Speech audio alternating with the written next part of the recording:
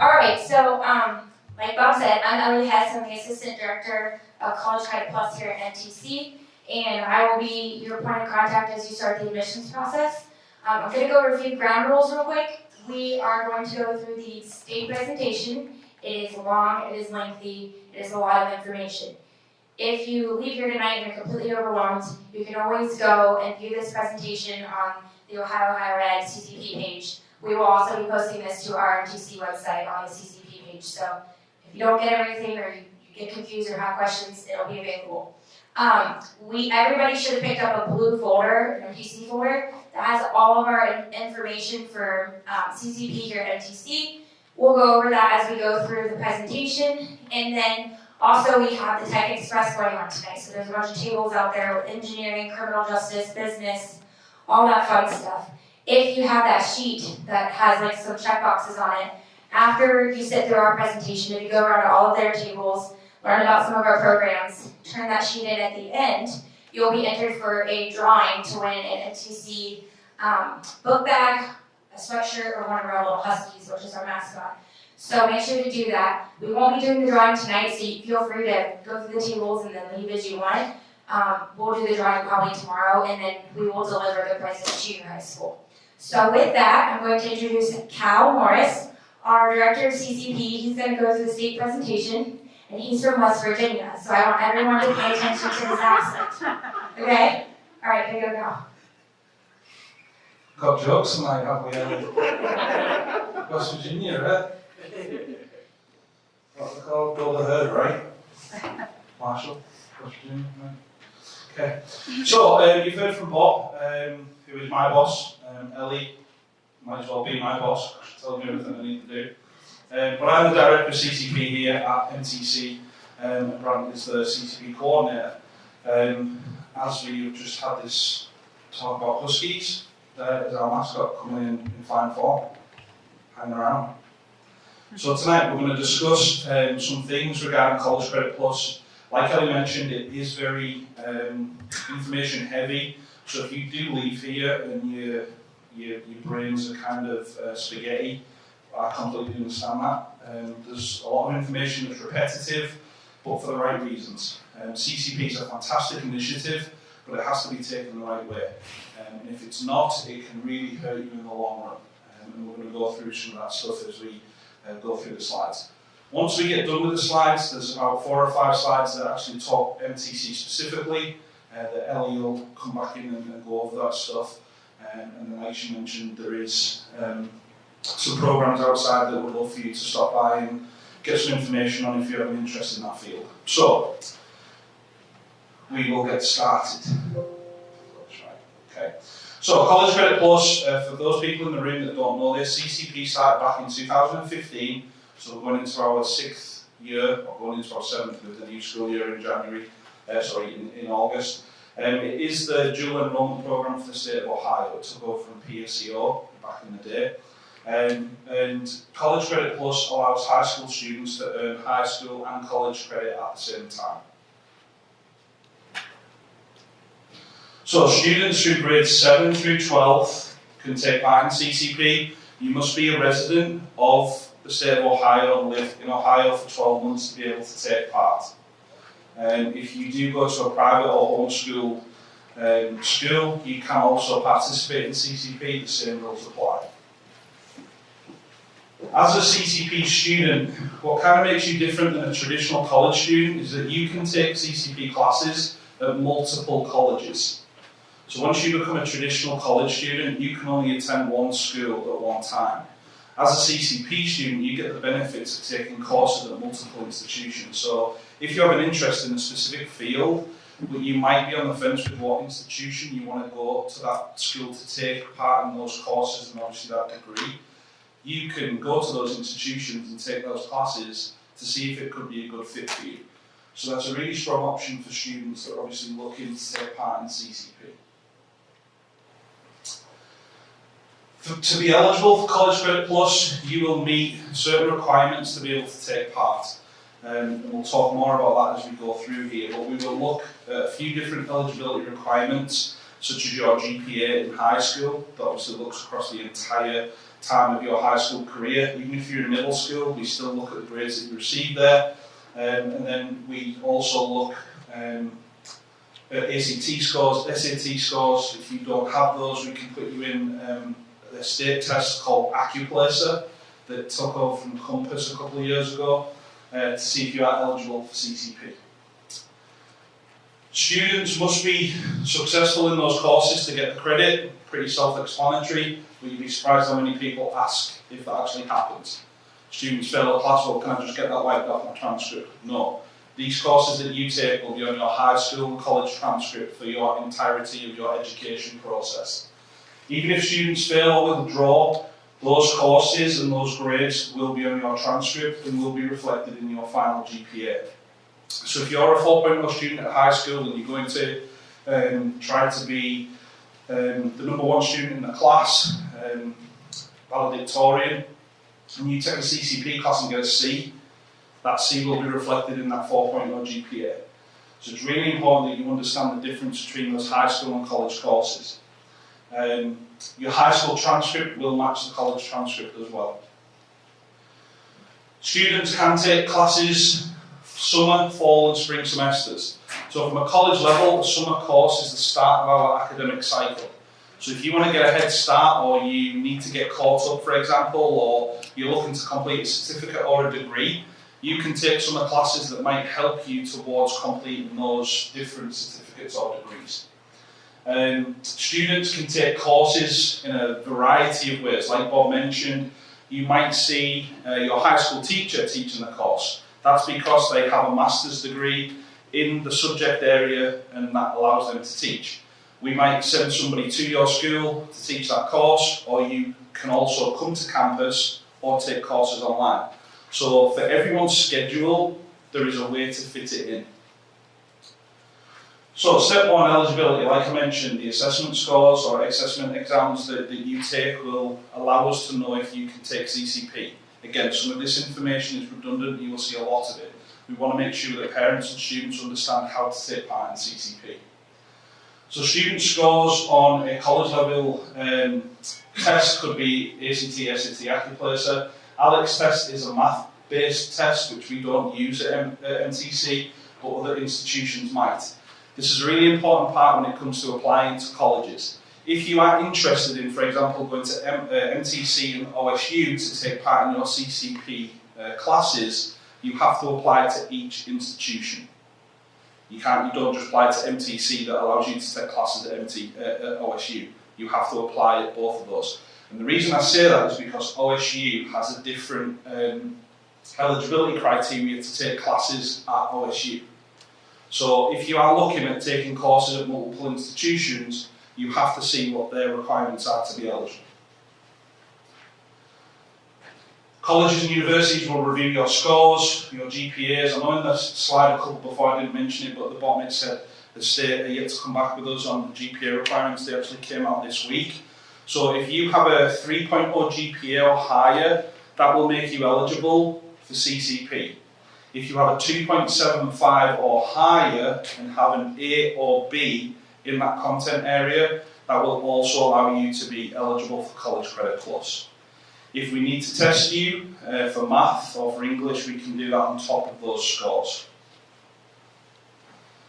So the admission process, you've got to apply to the college that you choose to go to. Hopefully that's us at MTC.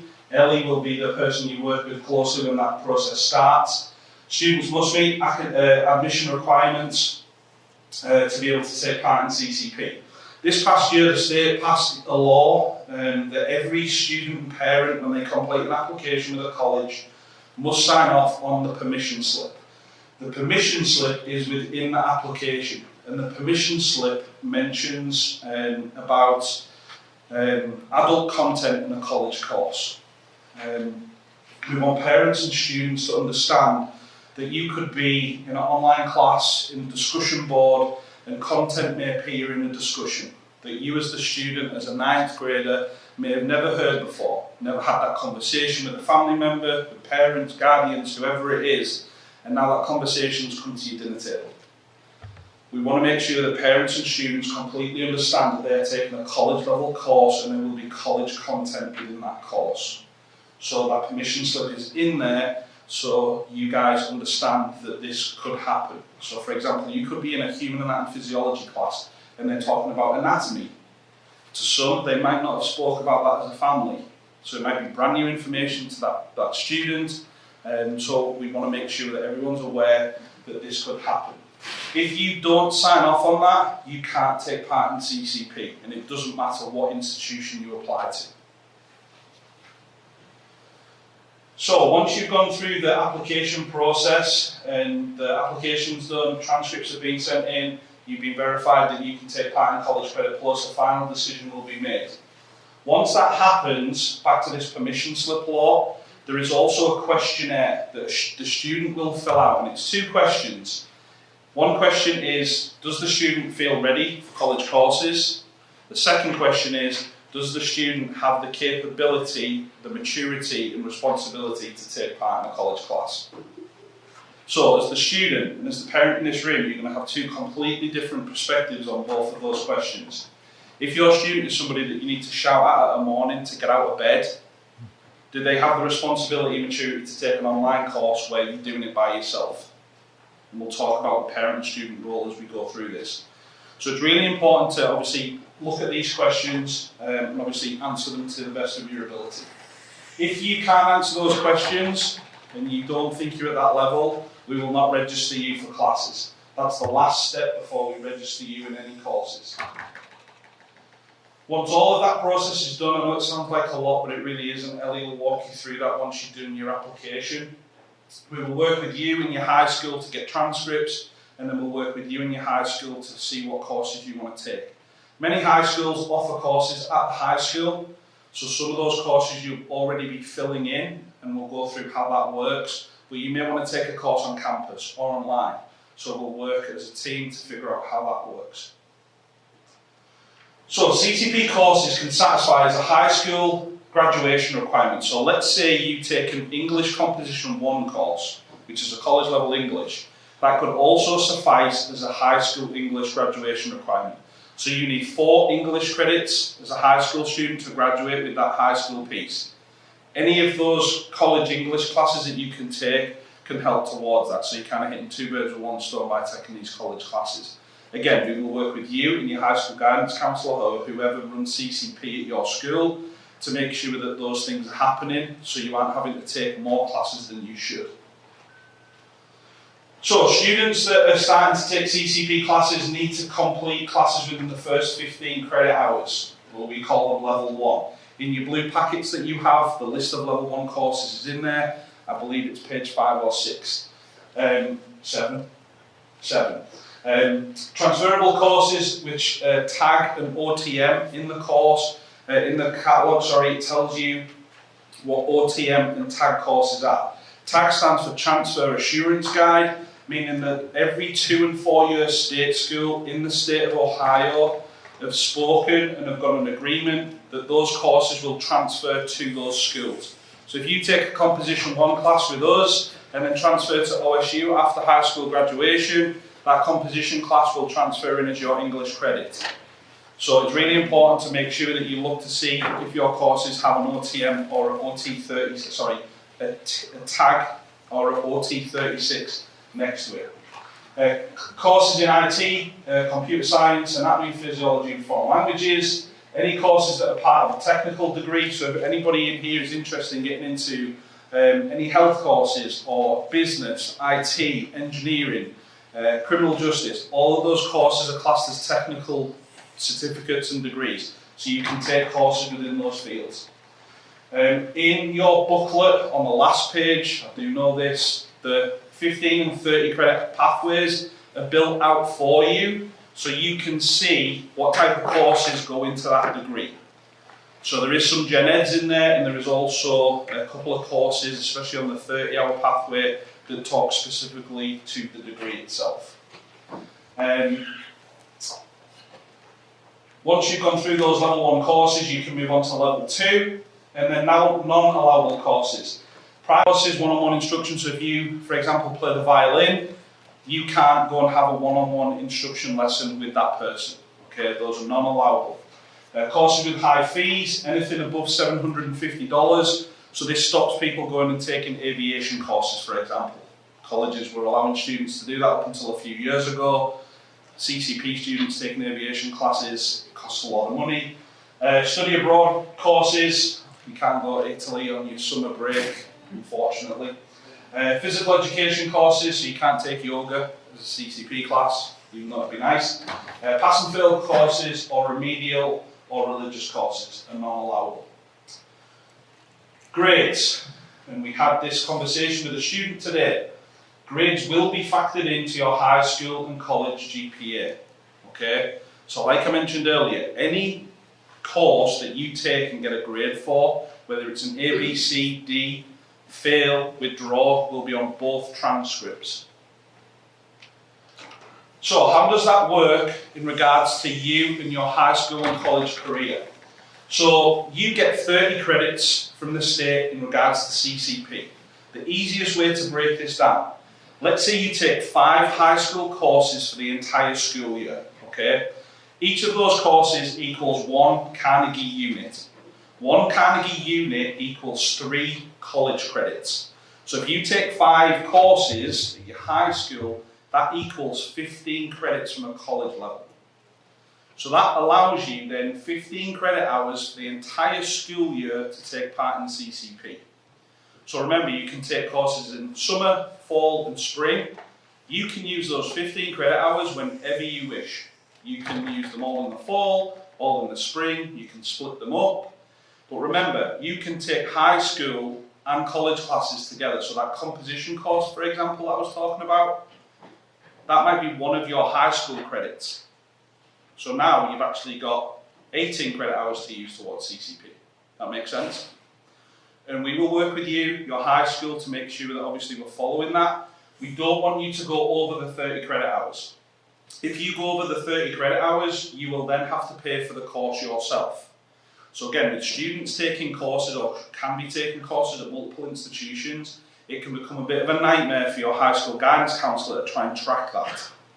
So you might be taking 5 high school courses, then taking, let's say, 3 courses with us, which would come to 9 hours, but then another 3 at OSU.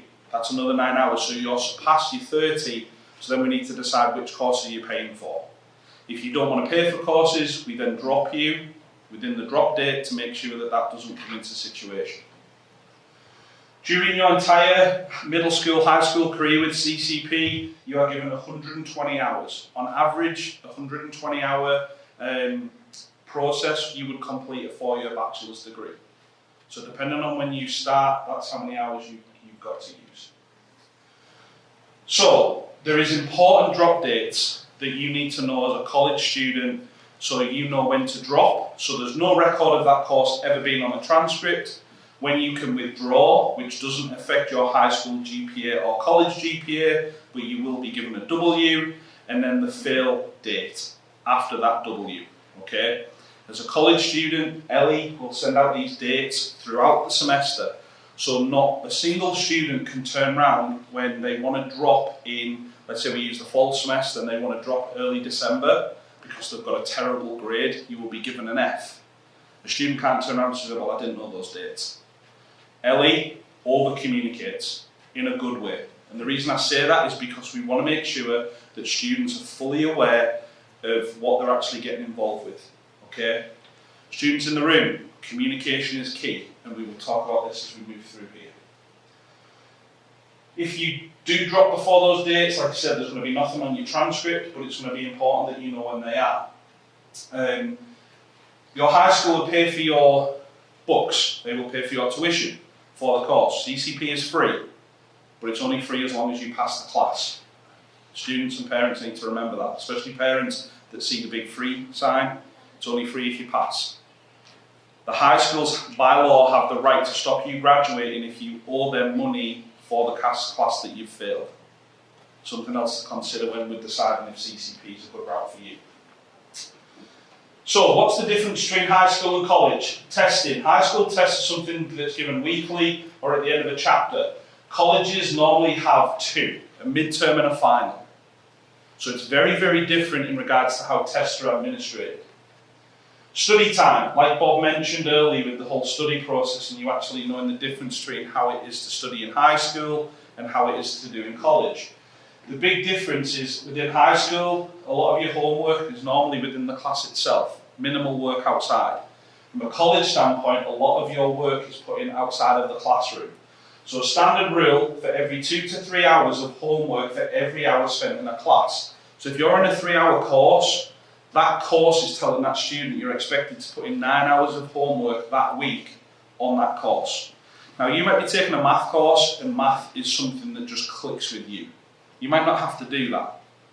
But we have a student that absolutely struggles with math but needs to pass it for high school graduation and also needs it for their degree, for example, that might need those 9 hours to really understand the work that they're working with. So every student is different.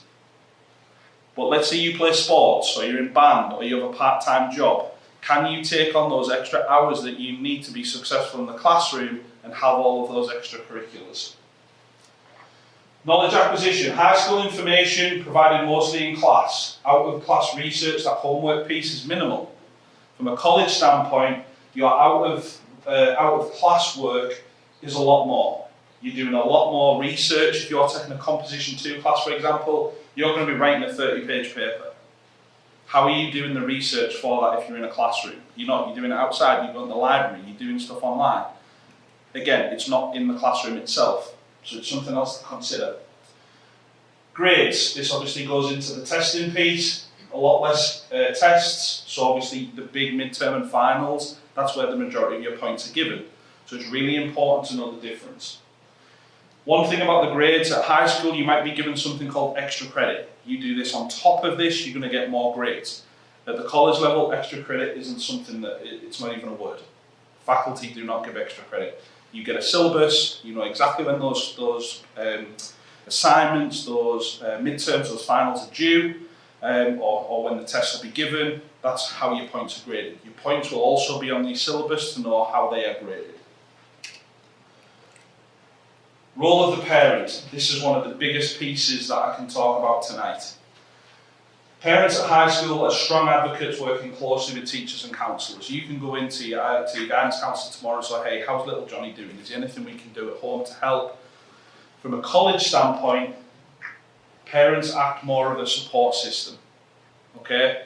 The reason for that is students are protected through FERPA, the Family Education Right and Privacy Act. If you have heard of HIPAA from a medical standpoint, FERPA works exactly the same from an education standpoint. So it doesn't matter if your student is a 7th grader or a 12th grader. We have to treat them as college students. So my point earlier about if you have to shout at your student to get out of bed on a morning, but you want to call us and say, how's little Jimmy doing in his online psych class? We can't tell you anything. It has to come from the student. So parents, when you're considering this with your student, you have to have these conversations, because like I said, if you've got extracurriculars, sports, work, family at home, do you have the time to put the work in to be successful? Accommodations. If you are on a 504 or an IEP at high school, it works a little different at the college level. We do have a disability services department here, so if you do fall into one of those plans, our disability services staff will work with you to find out what accommodations you have and what you may need to be successful in CCP. So if you do fall into one of those, please do not let that discourage you about taking part in College Credit Plus. If you need extra time for testing, if you need a safe space, if you need, when I was growing up I had a bit of dyslexia, I needed yellow paper over my white paper to read properly. So those things can be accommodated. We would work with you, the student, to get the paperwork off the high school, and then we work with you as the student. You can have parents involved, but every piece of communication that comes from us will be through your MTC email. Ellie will set that up and work with you when you apply, but we will not be emailing your Gmail account or Yahoo account to talk specifically about your coursework. Okay? So it's really, really important that you understand that as a college student. Colleges, and not just MTC, OSU, Finley, wherever you take a CCP class, the only way we will communicate with you is through your college email. Nothing on social media. We won't be tweeting you or Snapchatting you or Facebooking you to get you to communicate with us. That's in the real world. The adult stuff we communicate through email. Okay? So it's really, really important that students are aware of that, because we get it every single semester. Parents haven't, or students haven't checked that email and they've missed something, which then doesn't allow them to take a drop. Now they've got a W. Now the high school's coming back and say you owe us $400 for this class. Who's going to be the one out, obviously, of $400? The high school by law have the right to do that because the student didn't read their email. So it's really, really important to understand that as you're going through this. So, I'm a huge, huge advocate for CCP. I've been doing this since 2017. And the pieces for me that really make this programme stand out are pretty much in front of you right now. Earn high school credit and college credits at the same time. Get a head start on your career. Like I mentioned right at the start, if you have an idea of what college you want to go to after high school, you can already start there as a CCP student. The consequences. I hate talking about this, but it's really, really important. If students withdraw from classes, like I said, the district can come back and ask for that payment. The grades that students earn will be on college transcripts. So if you're trying to apply to a specific college that has a specific GPA to get into the school and you flunked your CCP classes, do you have a plan B? Because you won't be able to apply to that institution anymore. These are all things that you need to consider when you're looking at taking part in CCP, especially if you aren't successful in the class. There's something called a SAP, which when you start filling out FAFSA to complete, to go into it as a traditional college student, as soon as you start taking CCP classes, your clock for education starts. And if you withdraw from classes over a long period of time, the federal government can see that, and then they could stop you getting your full allocation of student loans. So again, really, really important to know if you're taking courses as an 8th grader and you're withdrawing from classes every semester, it can really hurt you in the long run. Students who perform poorly may be placed on CCP probation and dismissal, or academic probation and dismissal by the college. CCP probation was brought in 3 years ago, so we're in its 3rd year right now, and it's kind of a safety net for students that might just be in a bad place. If they've withdrawn from 2 classes or more in one semester and don't hold up a GPA of a 2.0, they will be placed on probation the next semester. So if you take classes in the fall and withdraw from 2, or you fail those both courses, you cannot take classes in the spring in the same content area that you've just failed those courses or withdrew from. So if you take a math and English in the fall, in the spring you can't take it in that content area. You have to pick up a sociology or a psychology, for example. That will then hopefully allow you to get your GPA up by taking one course and not obviously put yourself in more harm, but then you can slowly start getting this stuff back. Dismissal. If you do those 2 semesters and you take that psychology in your spring and you fail again, you'll be on academic dismissal, which means you cannot take classes the following semester. So for seniors, this is really important, because let's say you need a course to graduate and you fail, it might stop you graduating high school. Okay, so it's really, really important that you understand that you need to be successful. Because if not, it can damage your graduation, it can damage financial aid, it can damage your GPA. It might stop you playing high school sports. For basketballers in the room, obviously you play late fall and in the spring. If you fail classes or aren't registered in enough hours, you might not be able to play in the spring. So it's something to think about as obviously you're going through and picking your courses.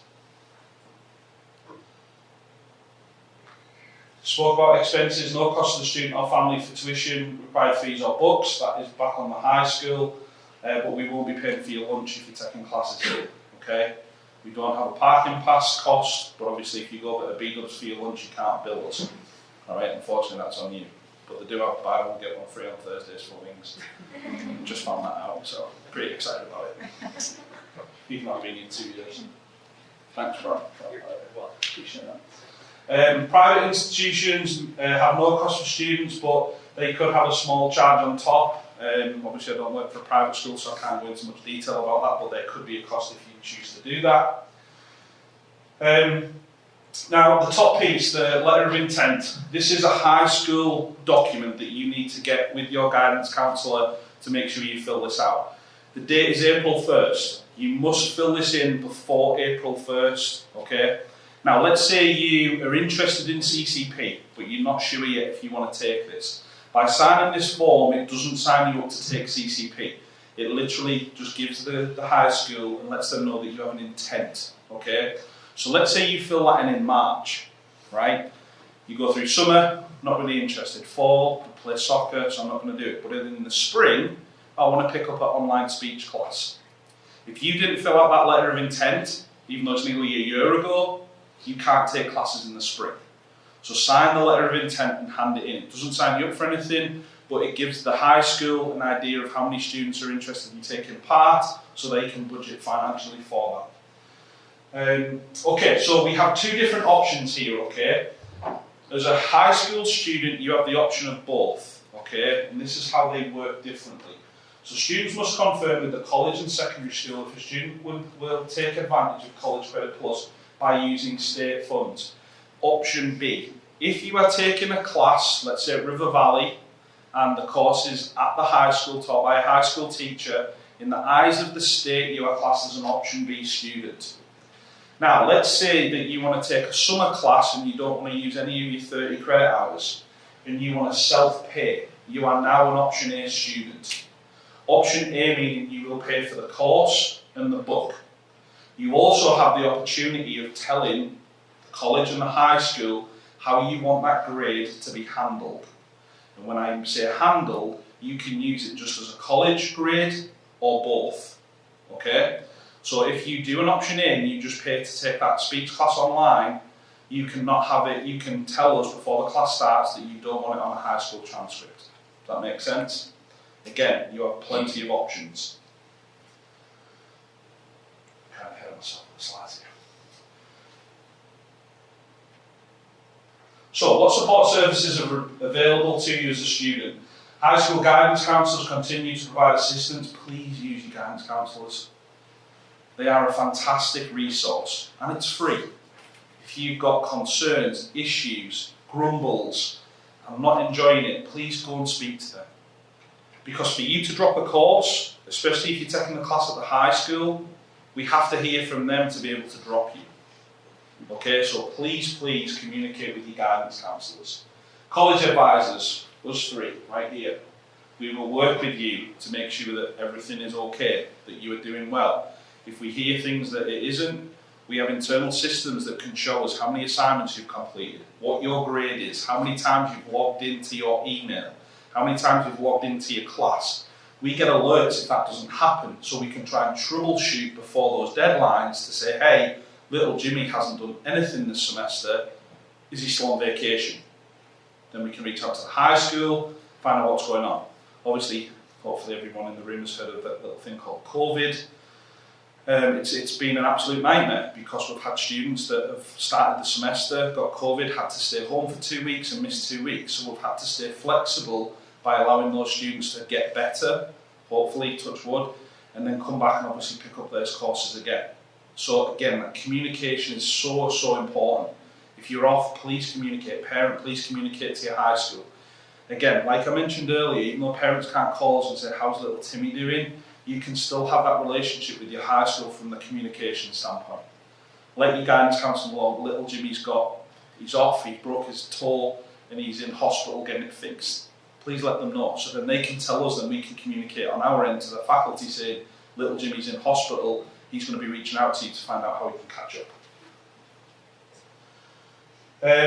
As a College Credit Plus student, you have all of the same academic support systems as a traditional college student here at MTC. I had a student in my office earlier that actually signed up for tutoring today to help her with her math courses. We have those options for you, okay? Please use them. We have library access. Remember that Composition 2 paper that you need to write when you take that class? We have resources in our library that can help you study for that and research. And then obviously advising and counselling with us three. Student athletes, like I mentioned earlier, you have to make sure that you're communicating with your athletic director, your guidance counsellor, make sure that you're staying eligible by staying in 5 credits for the school year. You cannot take summer classes to make you eligible for fall. That's something different between college and high school and college. As a college student, traditional college student, you can do that. As a high school student, you can't. Will the courses transfer? So that tag and OTM 36 I mentioned earlier, on that last page that gives you the breakdown, any of those courses will transfer to any 2 or 4 year state school. If you are looking to go to a private school after high school or out of state, you need to communicate with those institutions to see what will transfer. Okay? If you're interested in a 2 or 4 year state school, you can go to transfercredit.org.gov and that will help you know exactly what moves across. Okay? We will try to put you in every course that you take unless you're going down a specific route, such as engineering, for example, that we place you in a tag or OTM course. So whatever decision you make after high school, those courses move with you. So deadlines, April 1st. Complete that letter of intent and get it into your high school guidance counsellor, whether you're doing it on paper or online. Check your ACT and SAT dates. Again, we will be using your transcript to get your GPA, so we can see obviously how you're doing if we need to take a test, and then know what semester deadlines you have. MTC is a community college, we're open enrolment. We try to get CCP students to do this as early as possible. The reason for that is, especially if you're taking classes online or on campus, we don't want you to lose out on a seat. The longer you leave it, the less options that you have, okay? If you're taking classes at the high school, they will work with you in your scheduling, which should be round about now, so you know what courses you're taking for the next school year. Again, the letter of intent. You've got to sign it. If you don't, you can't take part. Apply for admission to the college of your choice. And then, like Ellie mentioned earlier, all of this information is right here at ohiohighered.org/CCP. It'll be on our website and all that fun stuff. So, I know you're probably sick of hearing me talk. I'm going to pass you over to Ellie, and she's going to talk specifically about CCP at NTC, and then we'll go from there. Thank you.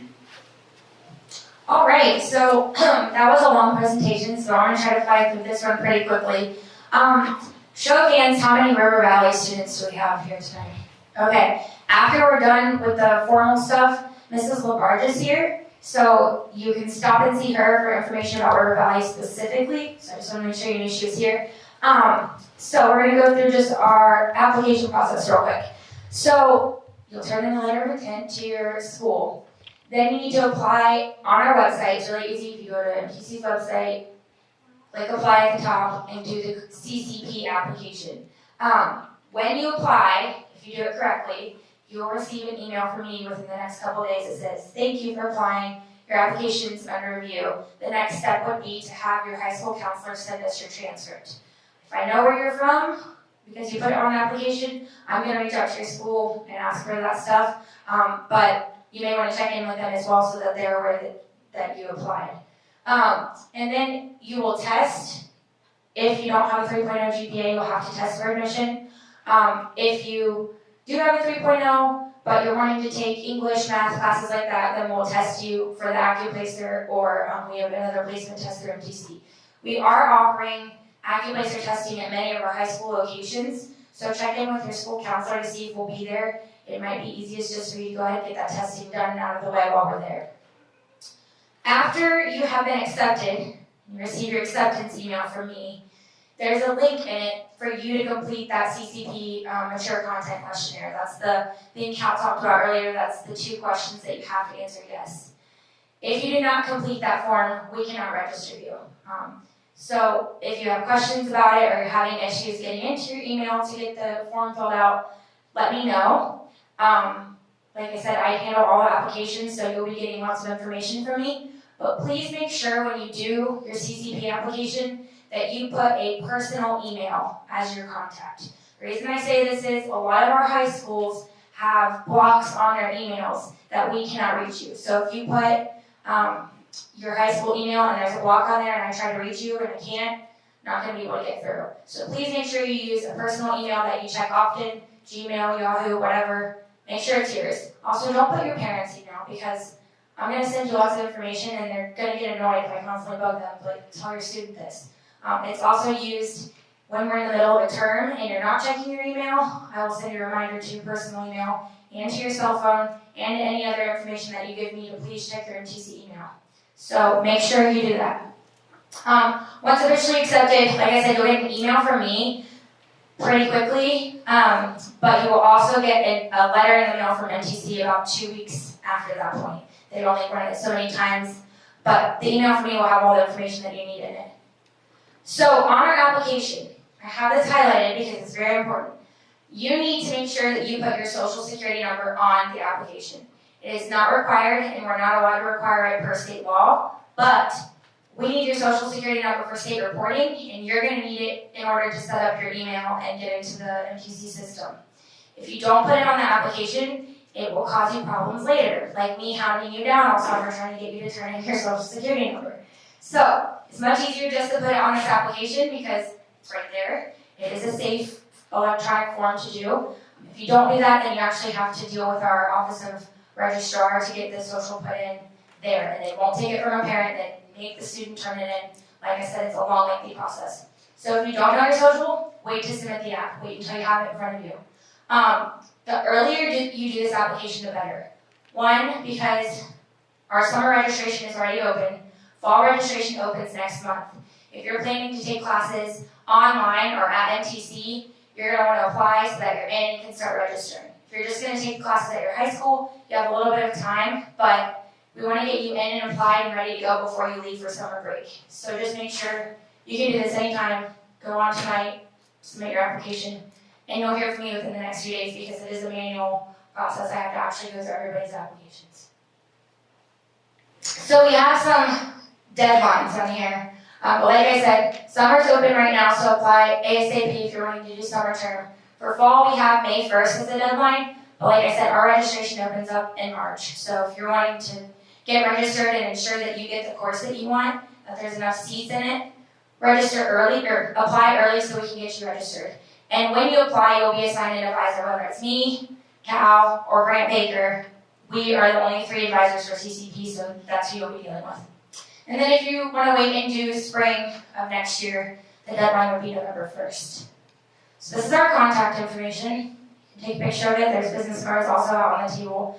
And then I also just wanted to remind everybody, again, it's a Tech Express going on outside. So if you're interested in engineering, cybersecurity, IT, networking, criminal justice, business, you could be interested in HR, accounting, marketing, all that stuff. They have all of the program information out there on the tables. And almost all of those programs, you can start the classes while in CCP, and you can complete either a certificate or a degree while you're completing your high school diploma. So really cool options. A lot of the courses are transferable too, so if you decide you want to go somewhere else after high school, you can do that as well. But please make sure to check that out and grab that form if you don't have one. We have one on the table with the checklist. Turn that in when you're done, that you've checked all the tables, and we will enter you for the drawing for the sweatshirt or the book bag, and I think I was going to say one more thing. Does anybody have any questions? I know there's a lot of information given out tonight. Hopefully you'll leave here with a good idea of if this is something you, the student, wants to do, and you as the family member think this is a good idea for your student. If you don't have questions, we'll hang around if you want to come up and ask something individually. We really, really appreciate you coming out tonight and spending the time with us to obviously learn more about CCP, learn more about our programs. One piece about the social security number, we see this every semester, parents, families not willing to do this. If you don't put your social security number on the application, we cannot release transcripts. We have to send, like Ellie mentioned, state records. So that FAFSA, that SAP stuff I was talking about, we record all of your grades to the state. So when you finish high school and go on to that next college, that's how they know that you've got credit with MTC. Okay? So another piece of why that's so important when you're filling out your social security number. So, with that being said, any questions? Not a single question. We that good at our job? That's a thumbs up. I'll do a thumbs up. No questions. Right. High fives, everyone. Pop quiz them. Yeah, pop quiz. When does the letter of intent have to be handed in for? Nice, we've got listeners. What do you always have to check? Email. Bit louder for the people at the back. Email, right. Who do you have to communicate with at your high school about CCP? Guidance counsellors. Who are you 3 people that you work with at MTC? Okay. What's going on outside? The engineer and tech prep, yeah, there's lots of all that. What state is Cal from? There you go. Yeah. Thanks for that, Lloyd. Appreciate that. It was a running joke at the start, because I did my schooling in southeastern Ohio. I was literally on the border of West Virginia, so when I first met people, I would say that to throw them off. Unfortunately for me, it's stuck.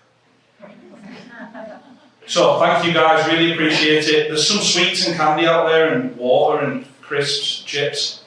Please take them on your way out, so I don't have to eat them. I'm trying to kick back on the starches.